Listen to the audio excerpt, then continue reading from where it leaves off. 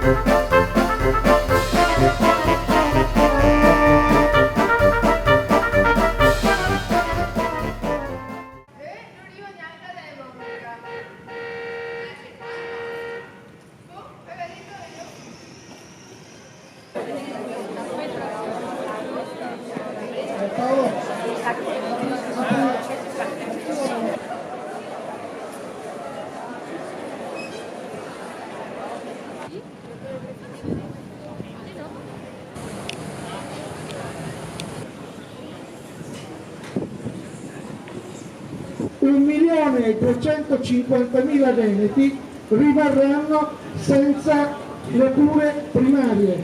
Non c'è ad esempio un progetto sulla domiciliarità, per cui il vecchietto dove lo metto? Dove lo metto? Lo metto in casa di riposo.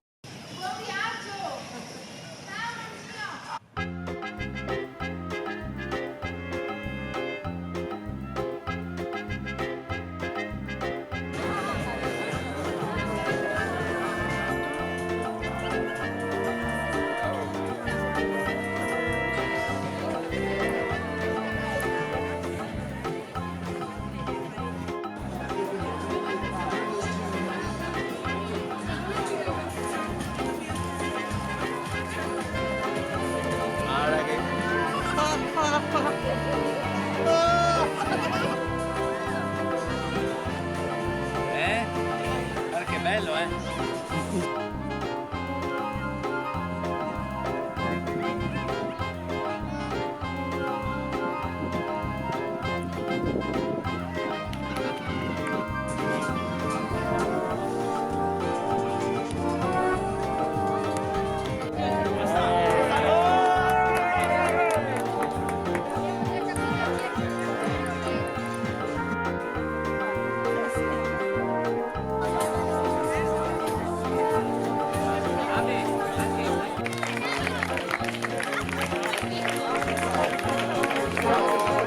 Per noi è un po' di attrezzi fitness, abbiamo delle fasce per fare il petto e una...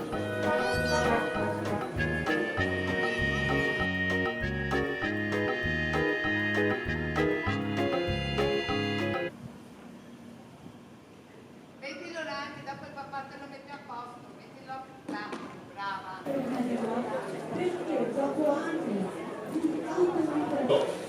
Delle cose che circolano del contributo di accesso. Appunto, si sta istituendo un contributo d'accesso che viene raccontato come una misura per gestire i flussi, ma non capiamo in base a cosa dovrebbe gestirli questi flussi. Si tratta semplicemente di pagare biglietti crescenti rispetto a determinati giorni. Abbiamo chiamato questa assemblea a cui abbiamo invitato tutti i consiglieri comunali. Queste sono regole, questo non si racconta.